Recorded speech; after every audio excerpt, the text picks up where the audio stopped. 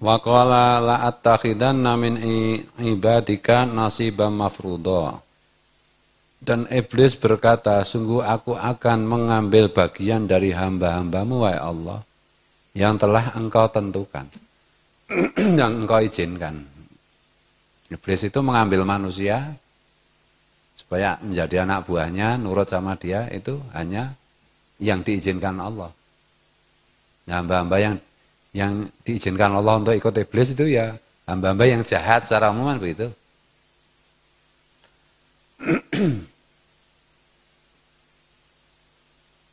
Wala udhillannahum, dan sungguh akan aku sesatkan mereka.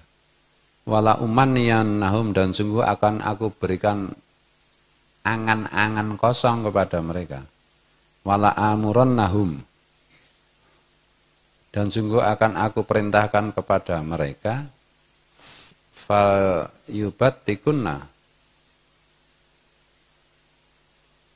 adanal an'am, sehingga mereka pun akan menyobek telinga-telinga hewan, menyiksa hewan hobinya.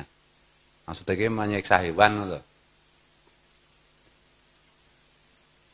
Kadang-kadang kan terus bolong apa enggak boleh apa sapi yang untuk pengendalian enggak apa-apa, misalnya ngelui sapi enggak boleh loh itu. Fal yubattikunna adanal an'am itu loh ayatnya. Ya ndak no, maksudnya menyiksa hewan loh. Hobinya menyiksa hewan. Ada benar orang yang hebat. Hobinya itu menyiksa hewan. Ada juga hobinya itu menyiksa istri atau suaminya. Ya ada. Kemarin anak artis lagi tuh yang dicekik sama suaminya. Lapor polisi. Setelah lapor polisi, ternyata aku masih jin. Nah, terus laporan polisinya ditarik. Ini sebenarnya itu kalau punya pasangan suami atau istri kok suka mukul, suka nyekek, suka nempeleng, itu harus segera cerai loh menurutku. Karena bahaya banget itu. Mana gitu? Nek mau pemarah misalnya Pak Wan marah sama istrinya membanting ember misalnya atau membanting piring, tapi enggak dilemparkan ke istrinya loh. Itu enggak apa-apa. Atau bentak-bentak atau mukul tembok. Nengno wae mati dhewe kuwi. Tapi kalau mukul istri, cekek istri atau suami itu berbahaya. Itu nanti ujungnya pembunuhan. Itu loh, berulang-ulang terus pembunuhan. Ya bisa sih sadar itu. Karena mungkin tidak tahu memukul itu tidak boleh gitu ya. Nah, kebangetan nek ra ngerti gitu. Seandainya bisa sembuh itu. Tapi kan benar-benar ya mungkin 10% lah yang bisa sembuh kayak gitu. Terus pakai hadis dalilnya dipukul suami itu memukul istri enggak apa-apa. Loh. Suami memukul istri enggak apa-apa dalam hadis itu kata Rasulullah itu 1 enggak boleh di muka. 2 enggak boleh menimbulkan bekas, lebam atau luka. Iya dah. 3 tidak boleh di tempat yang berbahaya. Namanya kan tidak boleh mukul itu. Sebenarnya itu. Mukul muka sampai lebam-lebam, mencekik leher itu kan yo horor kan itu. Ya cinta, tapi bisa dibunuh bener kalau caranya begitu. Dan jangan salah loh, bukan hanya suami loh. Istri juga ada yang kelakuannya kayak begitu. Dulu ada jenderal polisi, sukanya diseksa sama istrinya. Dan tidak berani. Padahal jenderal loh. Maka kalian kalau punya istri atau punya suami, kalau lagi berantem, ya jangan cekik-cekian lah. Pukul-pukulan itu ya jenis smackdown. No. Ya kalau mau terpaksanya harus pukul-pukulan ya masuk ring tinju atau ngundang wasit itu jadi aman gitu loh. Ya, banting piring, banting gelas, ya boros sih. Makanya nggak usah marah-marahan. Gitu. Ya semarah apapun, sejengkel apapun tuh, ya maksimal bentak, banting apalah. Tapi jangan sampai main mukul secara fisik kepada pasangannya. Ya sudah terlanjur ya jangan sekali-kali diulang, nanti kamu jadi pembunuh bener kamu. Itu masalahnya itu tensinya naik, lama-lama pembunuhan. Hampir pasti itu. Sebelum mati ya mbak udah cerai ganti gitu. Banyak yang nganggur gitu. Atau banyak yang mau tanduk gitu. Pak Irul misalnya. Laki-laki penuh kasih sayang. Bismillahirrahmanirrahim. Aku itu jujur loh karena sejak punya anak, terutama anak perempuan gitu. Itu kadang-kadang ya ada sedikit kekhawatiran nanti bagaimana ya rumah tangganya. Karena mungkin terlalu sering saya mendengar berita mengenai kekerasan KDRT itu, kekerasan dalam rumah tangga itu. Ya atau apa jenenge? Jujur we kadang-kadang atau aku meragukan laki-laki bisa membahagiakan perempuannya aku meragukan aku tenan. Asli itu. Iso tenan ta membahagiakan lho. Berani menikahi tapi tidak membahagiakan lho. Membahagiakan itu tidak harus punya duit banyak. Kadang-kadang mintai duit itu kalau perempuannya memang sukanya dimintai duit terus. Kan bikin bahagia toh. Nek perempuannya sukanya itu minta duit ya dikasih duit terus. Iya.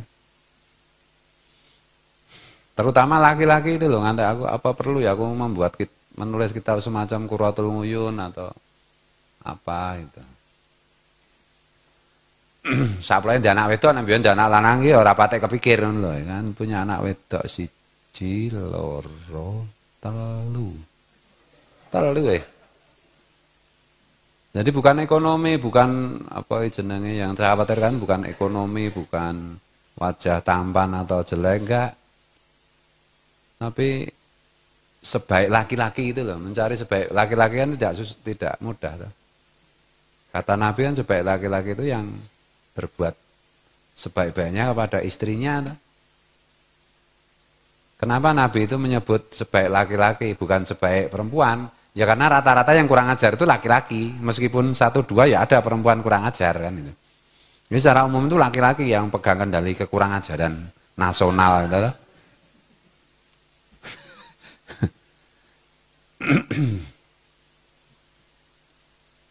Bismillahirrahmanirrahim. Ya kabeh dipasrahke Gusti Allah. Kalau misalnya yang penting cari suami itu yang soleh. Loh ya yang soleh itu kan yang baik. Ya kriteria yang baik itu bagaimana ya sulit deh masalah ini. Ya toh? Apakah yang hafal Quran, apakah yang pintar membaca kitab, apakah yang banyak pengetahuan agama? Ya belum tentu Karena yang soleh itu maksudnya yang akhlaknya bagus Kelihatannya terpelajar, hafal Quran, doktor, pendidikan modern. Ternyata kejam sama istri ya banyak sekali. Penampakannya kiai, pakai serban, ternyata sama istri menginjak-injak, ya ada naudzubillah min dzalik. Ada. Penampakannya guali, ditakuti semua orang, preman ditakuti seluruh negara. Ternyata kalau di rumah diinjak-injak istrinya, ya ada. Ya ada. Kalau tidak percaya tanya Pak Manu. Anggere diancam, ora tak gake teh tenan ngono. Ora bune, ora tenan. Tenan tut. Tobat aku wis.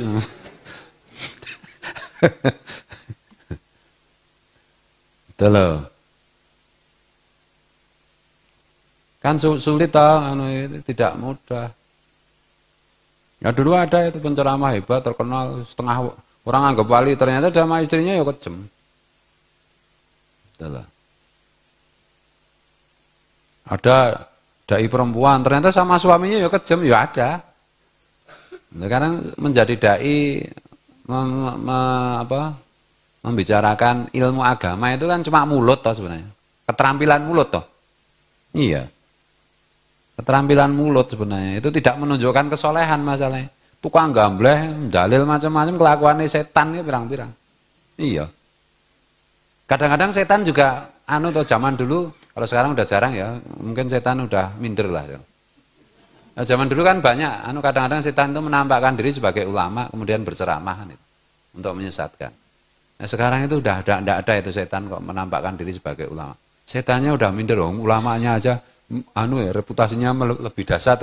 Nah, Kurang ajarnya itu maksudnya. Orang baik adalah orang baik, bukan orang yang banyak pengetahuan agama.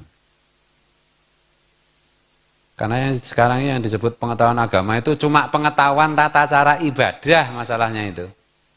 Bukan akhlak itu bukan ilmu makrifat, bukan akhlak. Padahal yang paling penting dalam ilmu agama itu adalah ilmu makrifat dan akhlak. Setelah itu ibadah, tata cara ibadah, yang ibadah jasad itu. Lalu yang satu ngaku punya ilmu makrifat, tapi badannya juga nggak pernah ibadah. Yang sopo itu sangat populer neng YouTube, kita nggak mau ibadah. Tobat ra, angel. Jadi berkali-kali saya menyampaikan, makanya aku mikir-mikir kok maca kitab kok malas, maca kitab wis samu apa ya, levelnya samu wae sing macane. Arep maca tak kon maca Irasadul Ngibad kan banyak yang belum pernah. Itu kan isinya cuma anu lah, kebanyakan ilmu ibadah dan akhlak. Kalau menyangkut fikih macam-macam wah enggak ada kaitannya dengan akhlak. Bahkan kiai-kiai fikih, ulama-ulama fikih sejak zaman dahulu itu kebanyakannya kurang ajar sama istrinya. Iya. Sama istri kurang ajar, sama teman menipu ya udah. Sama kolega iri ya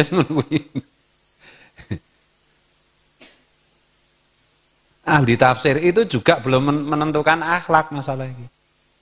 Makanya doa Nabi itu yang sering kita baca, Allahumma ini asalka sihah. Ya Allah aku minta sehat. Walang afiyah. Allahumma ini asalka sihah walang afiyah. Dan afiyah itu ya sehat yang bermanfaat, yang produktif dunia akhirat. Allahumma ini asalka sihah walang afiyah. Wa husnal khuluq. Dan akhlak yang baik dan menjadi orang baik. Kepribadian itu baik. Tuh. Ini penting karena kalian kan lagi pendak Imam Setuhan sekarang salat hajat menjadi orang yang hafal Quran, ya. Minta menjadi orang hafal Quran yang ahlul Quran alladzina hum ahluka wa khossatuk ya Allah. Ahli Quran yang menjadi ahlimu, keluargamu, orang yang makrifat kepadamu dan orang yang engkau khususkan, engkau istimewakan. Karena ahli Quran ada dua, ahli Quran yang keluarganya Allah, yang ahli makrifat, dan ahli Quran yang ahlinya iblis. Loh iya. Maka jangan heran kalau ada kabar misalnya pondok pesantren tahfidz di sana, kayaknya ternyata memperkosa semua santrinya, ya enggak kaget ya. Santrinya malah memperkosa kiainya, ya enggak kaget juga. Sekian santrinya hamil, dihamili jin. Ya jinnya kiyaine kuwi ya toh. Iya. Saya enggak kaget kayak gitu. Tertangkap basah dengan koruptor, tertangkap basah dengan pelacur di hotel. Ternyata orang yang hafal Quran, ya biasa bagiku, ya biasa aja. Wong burung bio juga bisa hafal Quran. Iya. Usahamu kita akan tuku bio kok ya urung kasil-kasil. Burung bio itu kekuatan hafalannya berapa juz misalnya? 1 ekor. Misalnya setengah juz. Kita hanya butuh 60 juz untuk bisa semaan Al-Quran 30 juz. Dengan pembaca Asy-Syaikh Al-Ustad Al-Alamah Al-Bio. Bio nomor 1 Al-Baqarah setengah juz. Alif lam mim dzalikal kitab la raiba fihi hudal lil muttaqin. Kalau yang didengarkan itu misalnya rekamannya Samu, iso persis banget Samu. Bahkan lebih keren bionya daripada aslinya, iya. Lebih fasih. Dengarkan Abdurrahman Sudes, wah Sudes bisa kalah itu sama bionya, iso persis. Sampai ambekane barang misalnya alif lam mim, mana tuh ya, yang alif lam mim, nah, gitu, bersuara kita, nah, gitu, persis soan.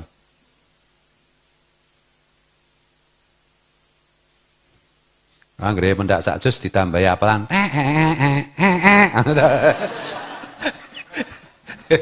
Itu disetel itu iso. Dadi anggere sak juz